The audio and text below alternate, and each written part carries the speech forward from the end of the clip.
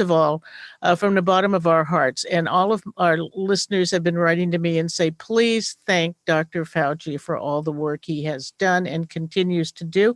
This is Leanne Lindsey, who Thank you very much. Part of the radio station. Well, first I have to introduce myself. Stongo Chohachevki Peggy Berryhill dos Esti Muskogoloki Omis. And that just simply means I'm Peggy Berryhill and I'm a Muskogee Indian from Oklahoma. I'm what's known as a first-generation urban Indian, but I'm going to point to the south and to the north of us. We have the two Pomo rancherias, the Kashaya to the south and the Pomo to the north. So we're in kind of a different situation here. And these rancherias are 40 acres. Dr. Fauci. This is California. And, in California, the policy was outright genocide, extermination. And so these tribes that have survived are really tough and resilient, but they were granted, for the most part, 40 acres.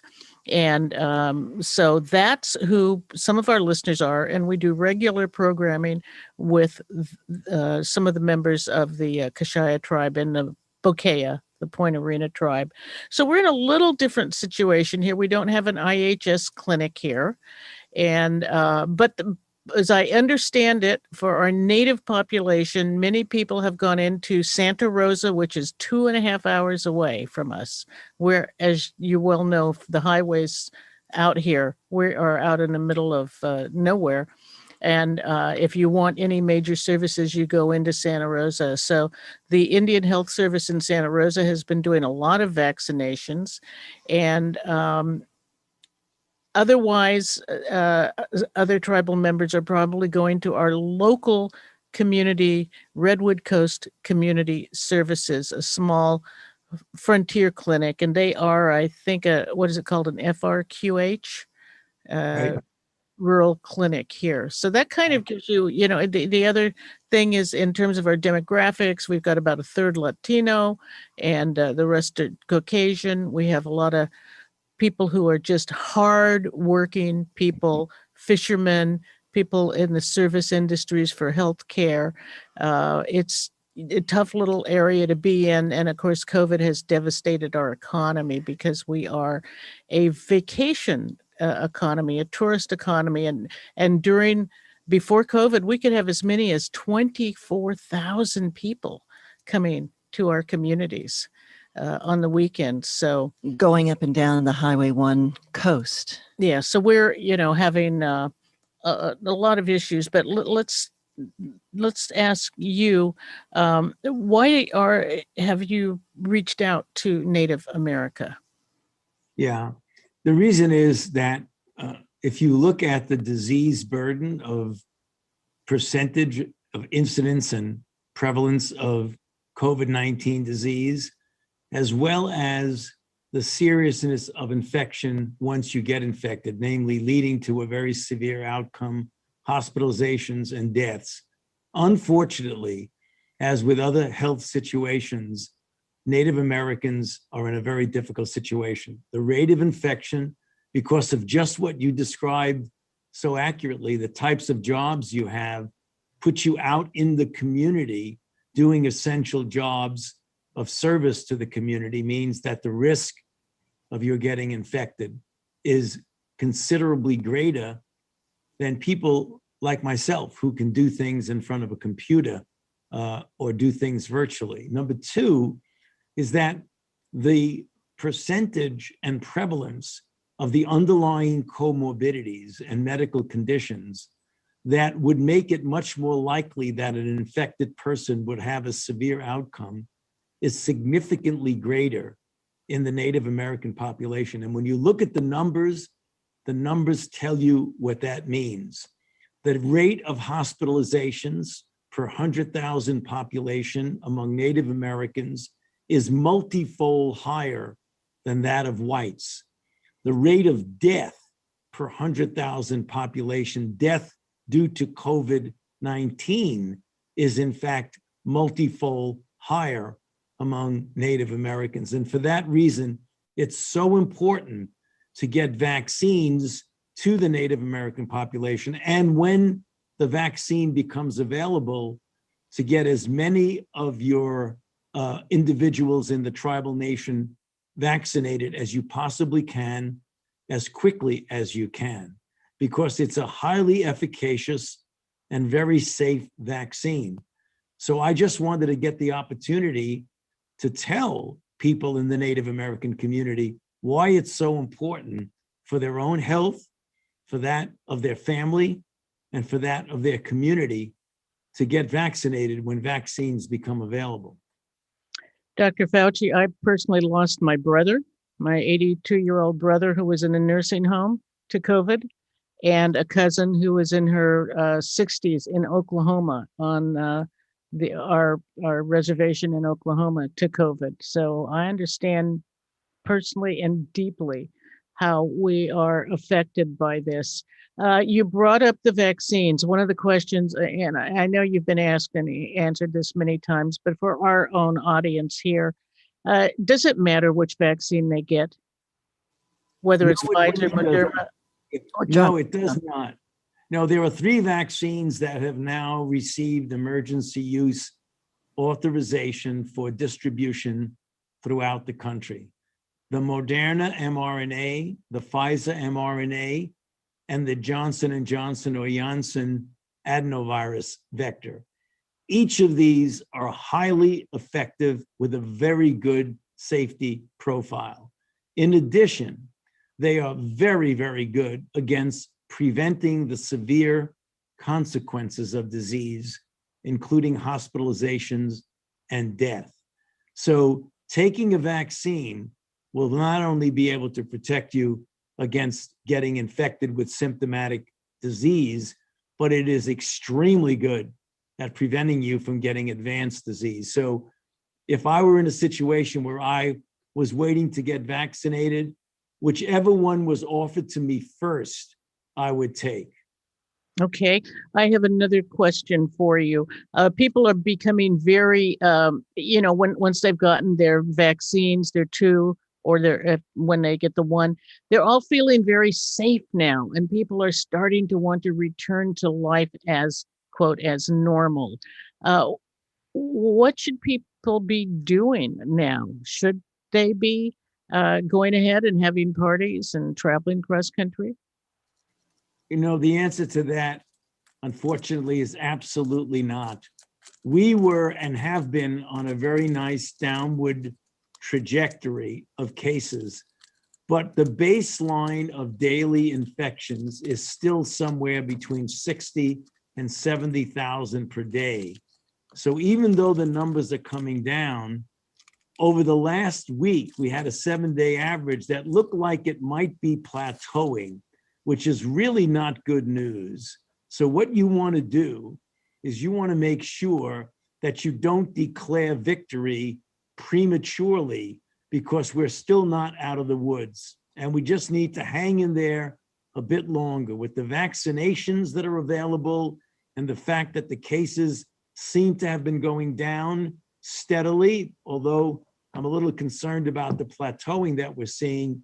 You don't want to all of a sudden say we can just put aside all public health measures. That would be a mistake. Okay, I know we're almost out of time. I want to sneak in, if I can, one other question. Should we be expecting more of these pandemics in the future? Well, I think that is likely that we will see additional pandemics. We've had pandemics throughout history. We have pandemics now, and I'm certain we will have outbreaks in the future. The thing that we can do is learn lessons from the terrible experience that we're going through now. And even though there will be the emergence of new pathogens, particularly viruses, they don't necessarily have to turn into a pandemic if we prepare for them and respond to them adequately. I know you've got to go. Once again, I want to thank you so much for all the work you've done. And again, all the work you did during the AIDS years. We're going to have to let you go, and really appreciate you talking to our audience. Thank you so much. Thank you very much. It's good being with you. Thank you. Thank you. Bye-bye. All right. Now, that was the end of a conversation with Dr. Anthony Fauci, who has advised over 7 presidents and is the chief medical advisor to President Biden. And it went really fast, as we knew it would, but he's very gracious, very, very Yes. kind. And of course, those of us who grew up here in the Bay Area and are young enough to have gone through the AIDS crisis are we're happy to thank him and for all the work he did. Okay, we're going to move on to our next guests. We have on the line Laura Franklin, and where is Ara? I don't see Ara yet, but Laura, I can't see you. It would be nice to be able to see you. And there you are. All right, there's Laura. All right, in her new office or her regular office? This is my home office. Their home office. All right, and Ara Chakrabarti has now joined us. So here we are, getting ready. There's Ara. All right, you guys, thank you so much. Well, I don't know if you heard Dr. Fauci, but you know, it was a fast 10 minutes. I don't know if you heard Dr. Fauci, but somebody's got a speaker on. If you could turn off your speaker to your computer or phone. One of you. Anyway, we'll start talking with did we get it? Sounds like we got it. We got it. Okay, thank you. So that went very quickly. Probably no new news from Dr. Fauci, but I tried to get the questions that related to our community in. And I didn't get the other part of it that I wanted to get in. I kept getting told I had to stop talking. So yes, we were getting the every minute that we had left in the interview message coming up to make sure that we knew to stay on time. But this is Ara Chakrabarti, and we're going to ask you to unmute yourself, Ara. And he is the CEO of RCMS, Redwood Coast Medical Services. And he's almost unmuted. There you are, Ara. Redwood Coast Medical Services. And he's almost unmuted. There you are. Huh, what are we hearing? We're still hearing somebody's speaker. Someone has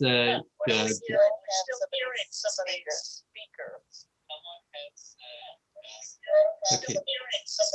Let me try to log back in, okay? Just give me. Okay, so Laura, while you're here and we're waiting for Ara to come back, as I was saying, we just had a 10 minutes went very quickly, but we were very happy to have gotten the call from Dr. Fauci.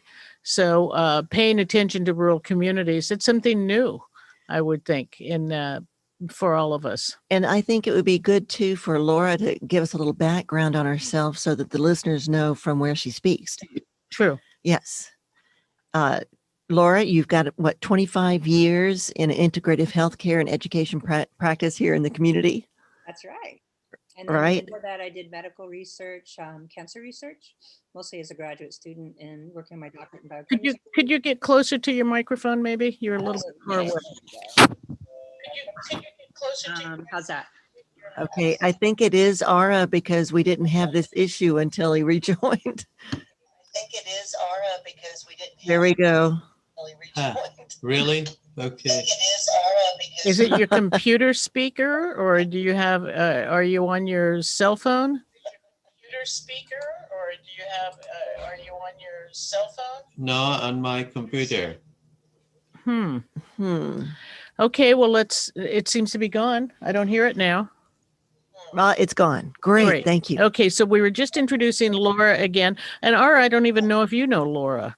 No, I haven't. Laura Franklin, if you two know each other. So let's introduce each other. So Laura, you were just getting ready to give us your background.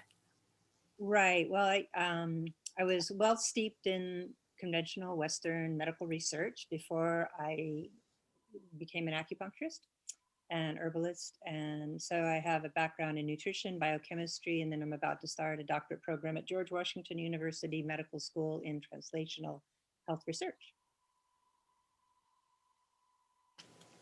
All right. Did you hear that, Ara? I don't think that he's able to unmute. You're muted again. It is his. I've unmuted myself, but I'm not quite sure. Maybe I don't want you to have to just call us on the phone. Well, but- actually, that's a better thing to do. Would you call us at 485-4883 and we'll just do a, 485. what number did I get? 884 884-4883. Thank you. 884-4883. Thank you. Anyway, you are tuned to KGUA in Gualala, 88.3 FM. We have a little remnant, a photo of Dr. Fauci on the screen, and all is planning, and 10 minutes goes so quickly. Laura, you are changing your practice a bit here in town. Tell us a little bit about what you're doing. Well, I don't want to distract too much from talking about issues of COVID that people might be interested in, but yeah, I'm just broadening my lens from a strictly clinical practice to re-emerging at more epistemological level in academia, where I really think that the time has opened up a little bit more for a conversation I wanted to have 30 years ago in science. They're more receptive to it now. Back then I was talking epigenetics, that was not heard of, but now it's sort of like the little darling. And so I really am hoping to encourage more epistemological tolerance, that paradigms can coexist without competing, and to try and weed out some of the, almost in theory, a lot of the theories about racism apply to Western science in terms of its supremacy, its authoritarianness, its male dominance, to try and soften the membrane a little bit between that and other ways of knowing. Translational sciences really has to do with translating between biomedical disciplines, from bench to bedside and back up again. And mine is to go a little broader than that and encourage, again, more epistemic cognition, both in the medical curriculum and in those who practice medicine. Okay. That's a mouthful. Also, you just gave a speech on the different vaccinations that we're looking forward to getting. Although the 3 vaccinations that are being offered now all code for the spike protein, they just do it a little bit differently. The messenger RNA is a little more advanced than the DNA. It's a little older technology. And it's actually a really clean vaccine, in as much as they don't have to grow it on a medium. They don't have to add adjuvants and preservatives and antibiotics, which your standard flu shot does have. So people that, generally get a flu shot and they're scared about mRNA, they should wipe that off their bias. It's degraded very quickly. It doesn't enter the nucleus of the cell. It's read, it's done, and then spike proteins are generated. There's no live virus. Wow, Laura, you just Said a you mouthful. just said so much, and we really appreciate that. But you and Ara, welcome back. We'll catch up with you in just a second. But talking about the fear of the virus, and that was one of the questions we asked Dr. Fauci. Does it matter which vaccination you get?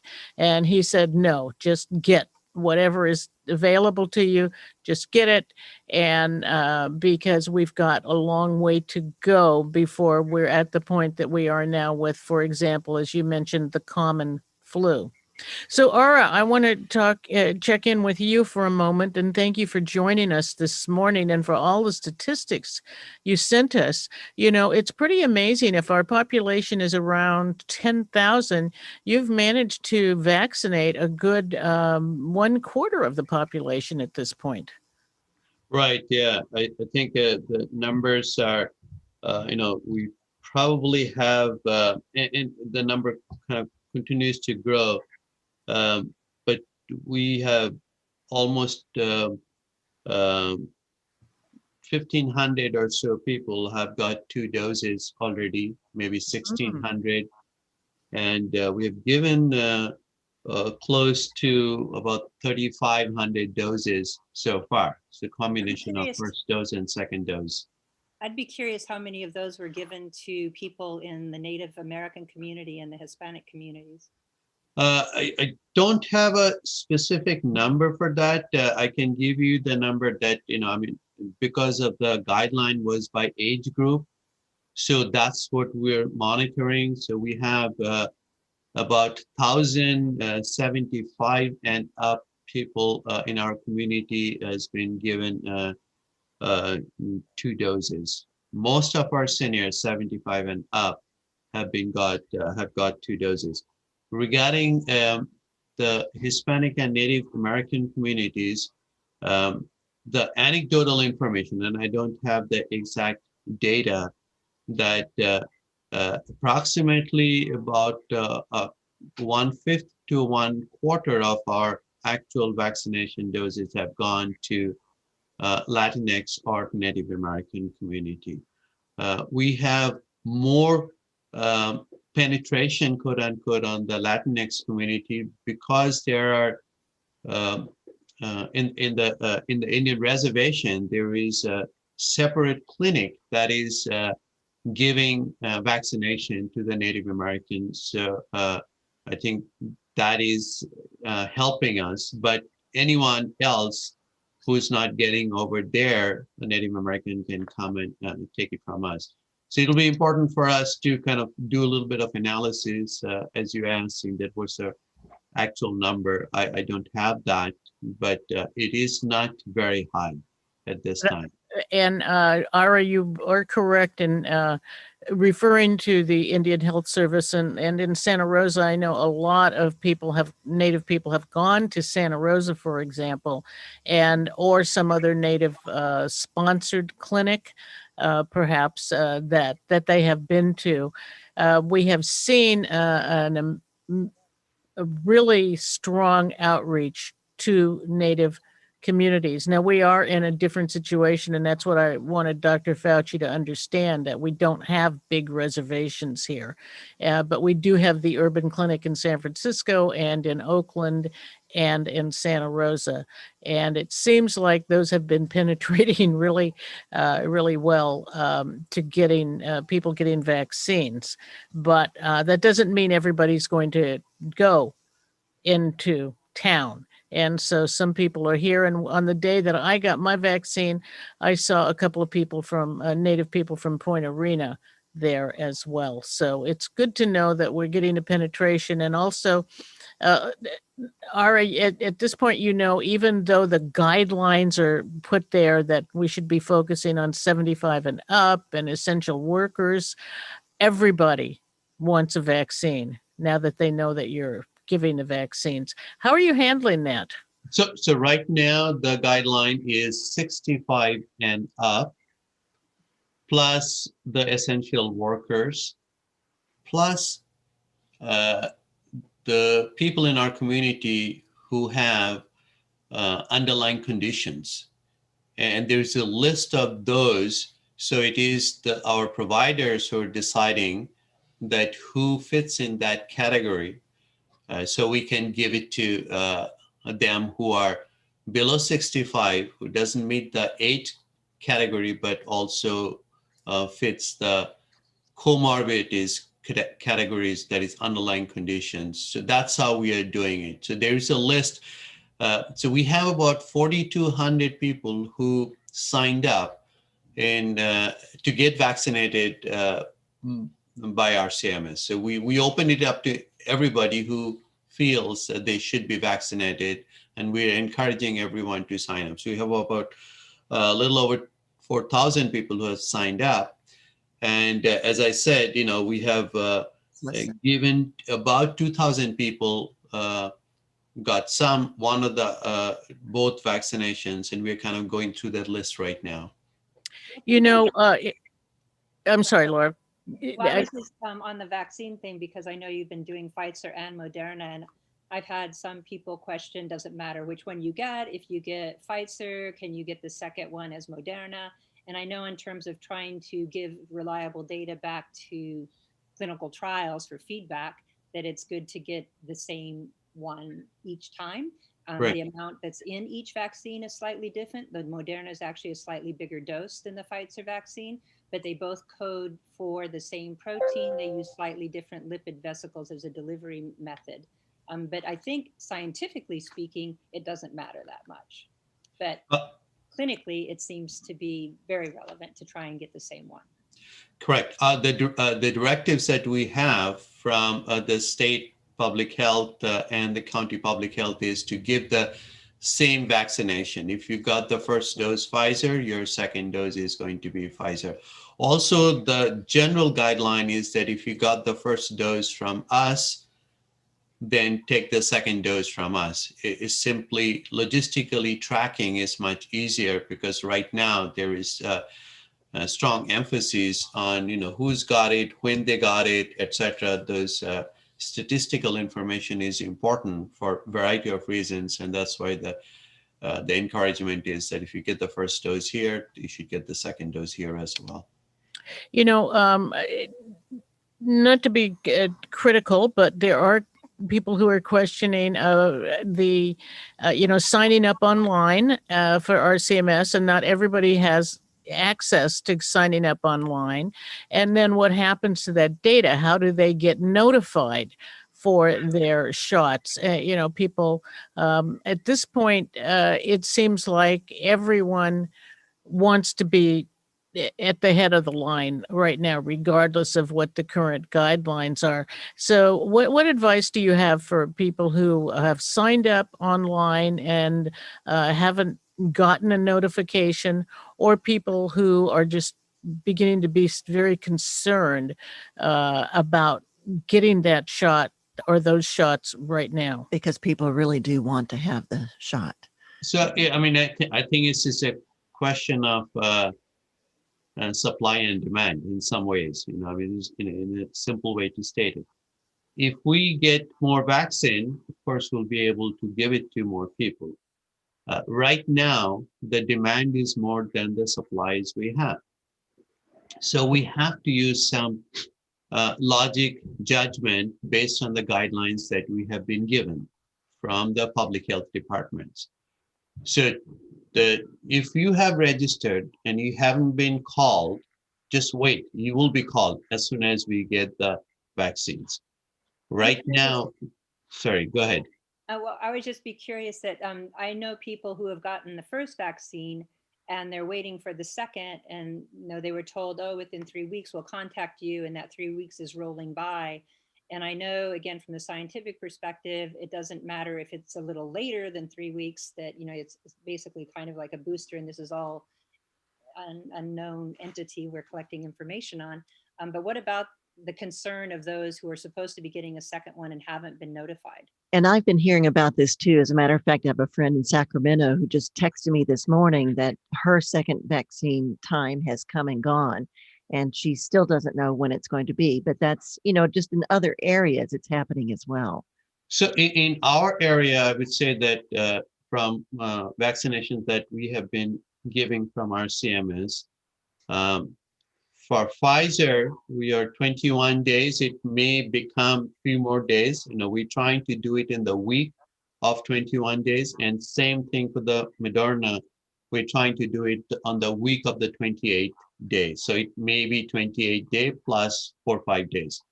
I am not aware of anyone who has got the first vaccine and didn't get the second one in RCMS within that time frame. Now, there are few people who we are not able to contact after the first vaccination, that they have given the contact information and we have tried and we haven't been able to contact. We also been told that some people, after at least very small numbers, after getting the first vaccination, they have refused to take the second vaccination. So there are some of those cases are there. But in general, I would say, if not 100%, pretty close to that we are trying to do it 21 days week and 28 days week. I think given this Pfizer or Moderna. Yeah, that's reassuring in terms of the Pfizer one is every 3 weeks, and the Moderna one rolls it out to 4 weeks. And now we have the Johnson & Johnson that just rolled out today, and that's a one-shot deal. And even though it's about 66% efficacy of the COVID-19, according compared to Moderna and Pfizer, it still has, as from what we've understood, it addresses some of the variants that have come out, that it is effective against the variants. So any of the vaccines will be good to get, no Right. matter where they come from. Right. And just one comment on the efficacy, and obviously I don't want to appear to know more than I do, but I was in a CDC meeting over the weekend where the discussion took place about the efficacy. Johnson & Johnson vaccine efficacy and the trial is a much larger population. Globally, it has been done. And it is being done after some of those virus strains have been found out. Whereas Moderna was only the trial was done only in the US. Pfizer was done across other countries, but it was done much earlier. So some of these, variants of the UK variants or the South African variants were not as readily, people were getting those. So Johnson & Johnson's has been tested in a much broader base, larger amount sampling, and with people who have those other variants. So, we take that with a grain of salt. So when we are seeing that, 66% or 67%, it is a larger sampling. It is a more complex sampling that has been done on Johnson & Johnson because it's more recent. I think to add a few important more to- grains of salt to that, just on the terminology thing, that there is a difference between efficacy and effectiveness. Efficacy refers to how effective it was in a clinical trial, which is a much more controlled, finite population. It's smaller, often they're self-selected, they're healthier. Effectiveness is what it's like out there in the real world. And so you're going to see a drop in efficacy to effectiveness as it's applied in real world situations. So when you're looking at data that's reporting on efficacy or effectiveness and comparing them, make sure you are comparing apples to apples and oranges to oranges.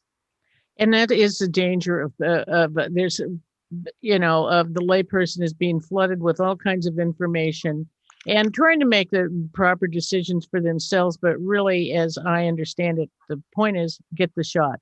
And Exactly. the reason for that, and let me remind people, you are listening to KGUA in Gualala, 88.3 FM. We are streaming globally at kgua.org and on the TuneIn app and Radio Garden. We're also live on our YouTube channel, chatting with Ara Chakrabarti, who is Executive Director of our Redwood Coast Medical Services here in Gualala, and Laura Franklin, who is an independent medical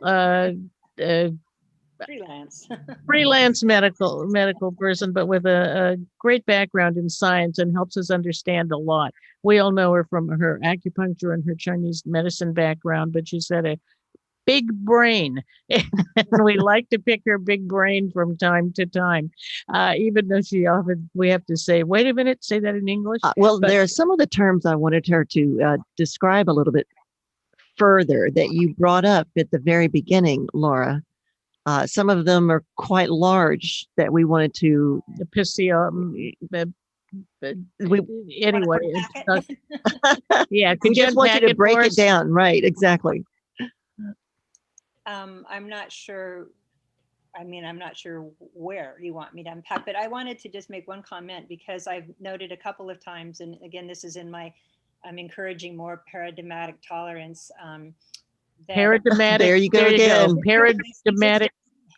That there's different ways of organizing information, different methodologies. And I'm sure we're all aware in this community has a lot of, there's alternative people, there's a broad range of approaches to what we value, our suspicions about the government. This seems to be a very high suspicion time of anything coming from government or governmental sources. It's like CDC is considered a blog site almost. There's a lot of distrust. And I think that when we say things like everybody must get the vaccine, everybody wants the vaccine, that's pretty heavy-handed because not everybody wants the vaccine.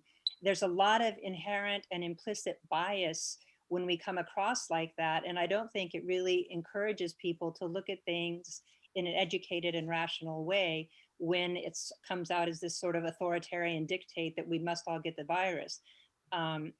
vaccine.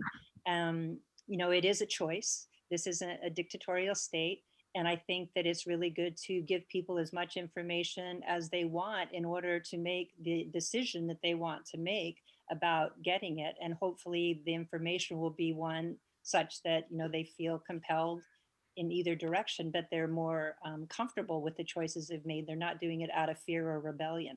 And there is a high proportion of people that do want to have the vaccine more than, but there are definitely those who are not sure or they just don't want to. So there is Well, that. let's talk about, and I'm glad you brought that up. Let's talk about some of the reasons, the importance of getting vaccinated, and why this pandemic, is different.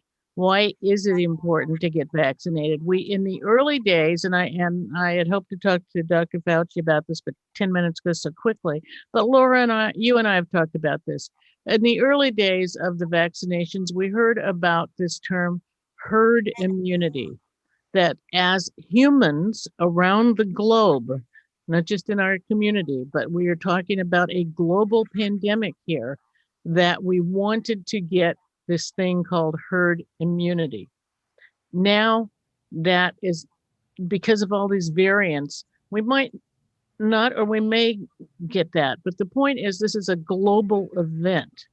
And, that is staggering to me, to think that this is happening everywhere.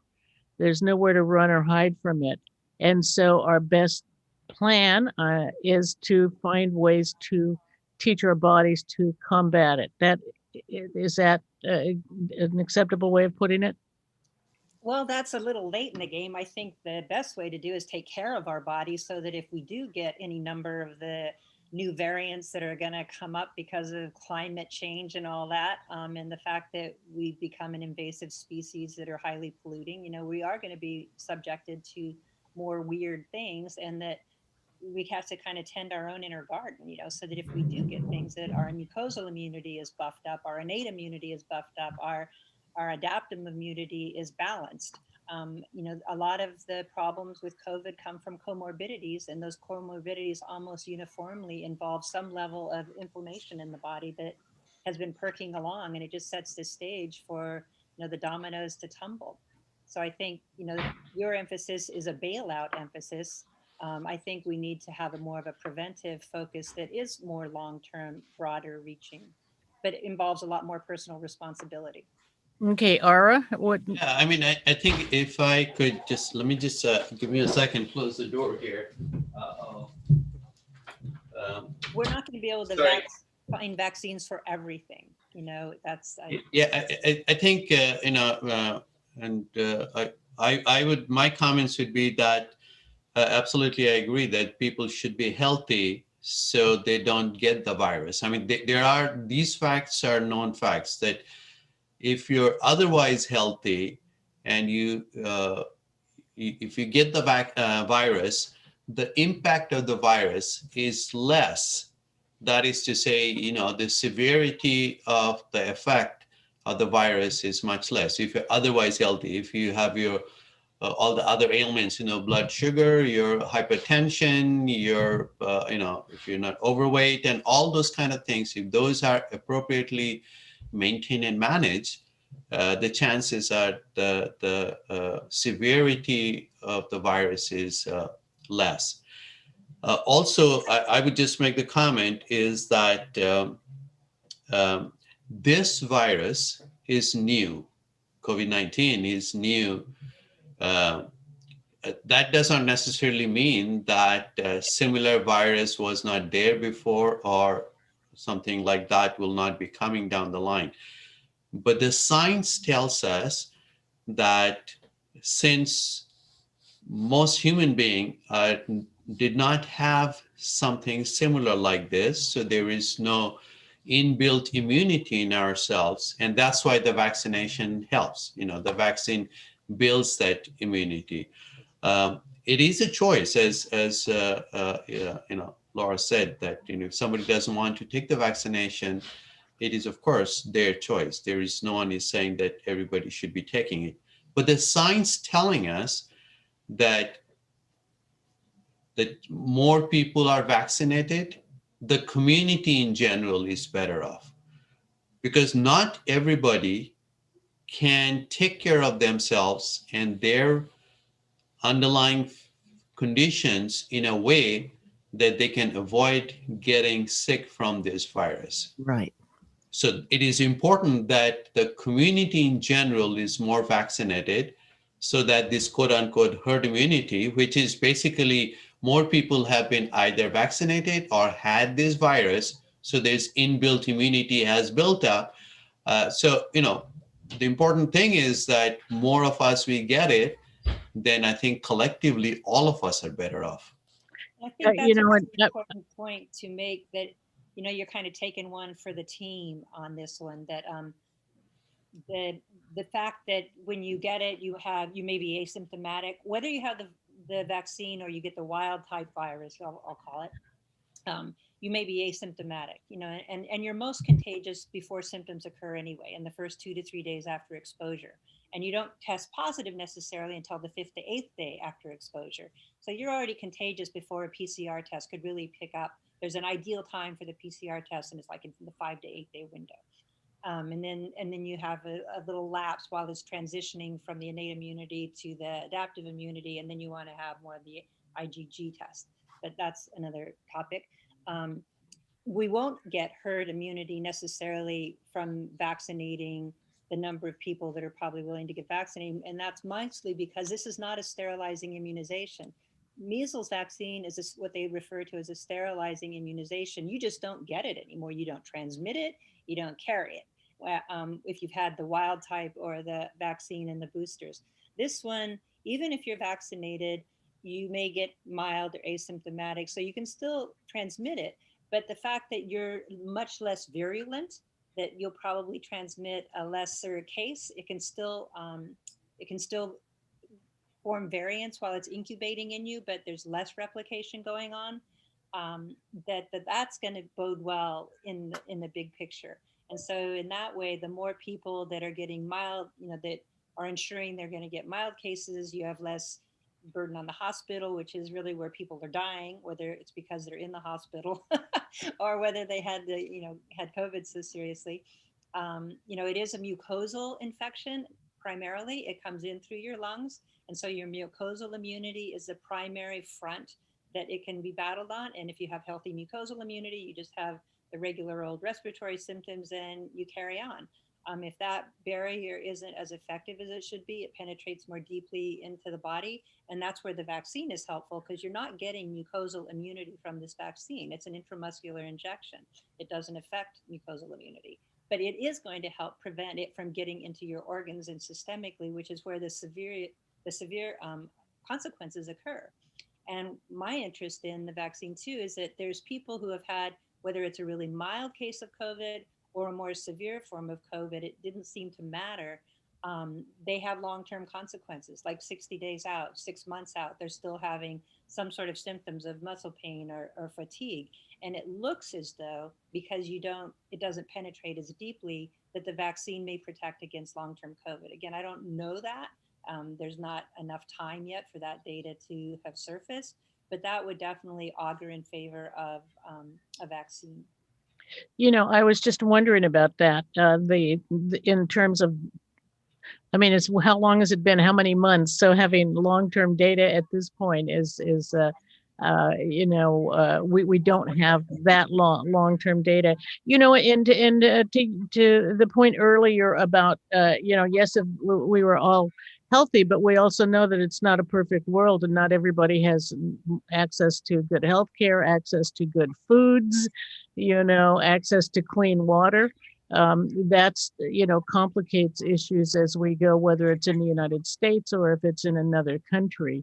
And with everything else that's going on in people's lives, war in some countries, for example, complicates the issue and your ability to have an immunity for something. But or just people undergoing very severe changes in their lives. They just don't have the capacity to have perfect health.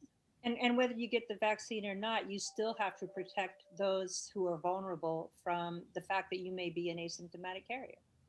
Right. Now, is it true? I've also heard, I guess we're kind of also trying to get rid of or understand some of these rumors that are around, positive and negative, about vaccines and COVID, is that if you had your 2 vaccinations, you could still be a carrier and not know it? Well, Yes. Dr. Fauci talked about it yesterday in one of the interviews, that the only place where we have some of these data that is reliable, where large number of people are vaccinated, is Israel. Israel has reached a vaccination level of what supposed to be called the herd immunity kind of level. And it is found out there that the people who have got 2 vaccines and have been, at least 2+ weeks, that they are unlikely to carry that the virus, or at a much lower level, so they could not infect somebody else as much. And the reason I bring this up is that there is some discussions that is going on that, if 2 families, everybody is vaccinated, should they get together and do whatever, or can they create a bubble of people who are vaccinated? Right now, the guideline from CDC, and I believe that based on the science, is we are not, in this country, we're not there. Israel is trying something like this slowly. They're opening up, and they're saying that if you have 15 people, if all of them have been vaccinated, you can get together. But still they're asking that wear the mask and all that, because some of this data is still coming up. So the point, to answer your question, it's a long-winded answer, that if you have been vaccinated twice and it has been at least a couple of weeks, you may be okay. You might not get the impact of the virus or a severe impact, but someone who has got no vaccination and has some underlying conditions, you have to be careful being around with them, because you could impact them and infect them, and they could have a much severe reaction. So it is better at this time that, at least that's what Dr. Fauci actually just said, because you did ask that question, that no, it is not time yet, at least what CDC is telling us, to gather together, even if you're fully vaccinated. Be careful about it. I think the vaccine kind of reduces it to, like, so you get a cold, and if you had a cold, would you go kiss your grandmother? No, you wouldn't, I think people will feel a lot more casual about it, because it won't be as serious a sequelae. It's like, wow, if I had the flu, would I go to a dinner party? Not likely. If I felt like I had the flu, would I go to a dinner party? Probably not, because I wouldn't want to be transmitting it. In this case, you may not know whether you have it, and that sort of makes it a little more difficult. And so I think you need to protect those who are vulnerable, whether you've had the vaccine or not. But those who have been vaccinated amongst each other, it's like, are all of us okay if we might end up with some mild symptoms of COVID? And just be aware that that's a possibility. It may not be a really big possibility, but it is a possibility. And if you make that decision consciously, then you have your bubble. Yeah, well, just along those lines, I've heard from several people within the community who are making plans to go visit their relatives, their parents, their children, that have all been vaccinated. So in those situations, someone here travels to Florida to see their parents who have received both their vaccines. How would you recommend that they interact with each other then? Either one. I think this question Dr. Fauci just answered, half an hour back. Right. He basically said that it is not time yet, particularly if you're traveling. If you're using common carrier to travel, like train, bus, airplane, or something, you're mixing with people you do not know if they're fully vaccinated or not. So you really don't want to do that. Now, if you're locally here, for example, in Gualala, 2 families, they're both fully vaccinated, and it has been at least 2 weeks since the second vaccine, or 2 or 3 weeks, when the immunity is supposed to build up. If you want to get together, I suppose that could be okay, but that is not being recommended at this time by CDC. So I think let's listen to CDC. They're the one who's the authority on this. They're the one who's telling us what, and the science is, they're looking at the scientific data. They're not saying that you get together just because you're vaccinated. Obviously, you still wear a mask. Maybe you're a little bit more freer to go out or something, because the vast majority of the population is still not vaccinated. And you do not know who you're coming in contact with, what you touching and who's touching that place after you gone. So let's be a little bit careful, particularly in our community. And I'm not so much interested in what's happening around the country, right? We have a much larger proportion of elders here compared to any other community. Let's be careful. And we have a significant number of people with underlying conditions because of a variety of reasons. We have a significant number of minorities here, Latinx as well as Native Indians.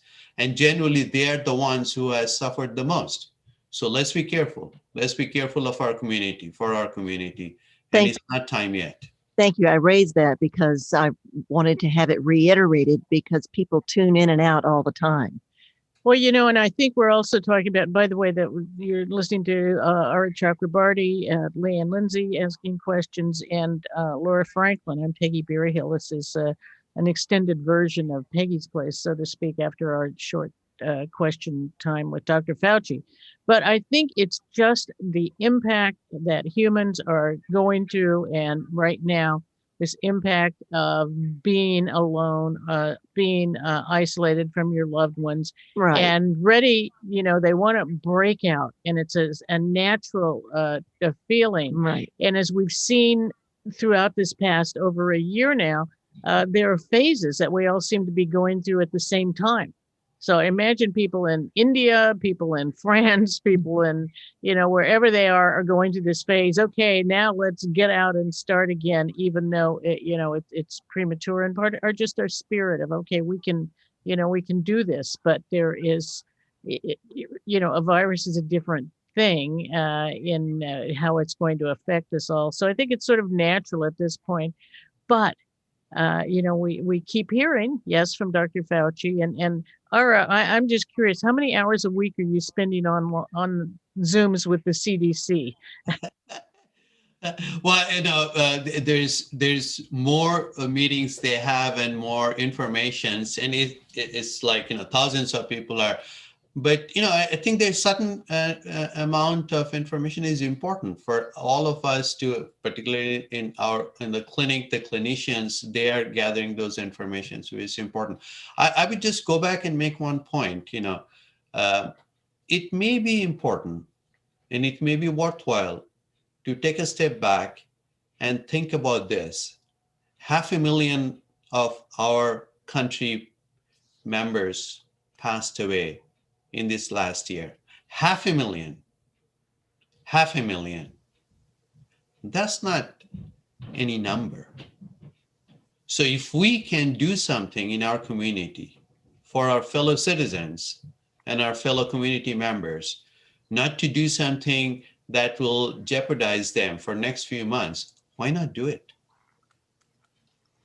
Mm-hmm. I think that level of thinking, that level of taking a step back and thinking through is important for all of us.